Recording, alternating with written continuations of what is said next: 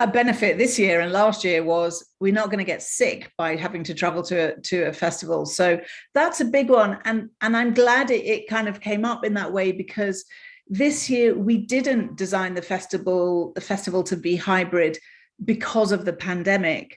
We learned from the pandemic the values and the enjoyment and fun to be had at a festival online. And so, it's a keeper.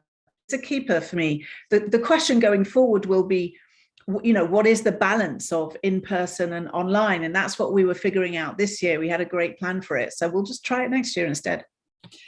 As always, it runs the gamut from people you've never heard of, but 10 days after the festival starts, you really will have done, because they'll pop into the culture and we don't know who those are going to be, to people you probably have heard of doing things for the first time. So I'm thinking of people like Eva Longoria Baston, who's got her directorial debut with the documentary film La Guerre Civile.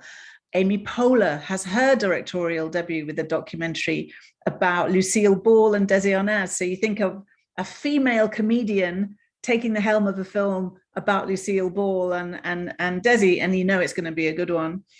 And then Jesse Eisenberg, also his directorial debut with Have You Finished Saving the World Yet? Emma Thompson is in a film, an amazing film, and you will see Emma Thompson like you've never seen her before. An incredible performance. Lena Dunham's coming back, with her second feature after Tiny Furniture 10 or 11 years ago. And we have, these perspectives. Women filmmakers, I think 52% of our competition, our feature films are helmed by female directors, female identifying directors. And there's some very interesting work going on in genre, horror, psychological thrillers that are being used to describe, our lived experience in a fun way. Think of what Jordan Peele was doing with Get Out a few years ago. That was at Sundance, and it's exciting stuff.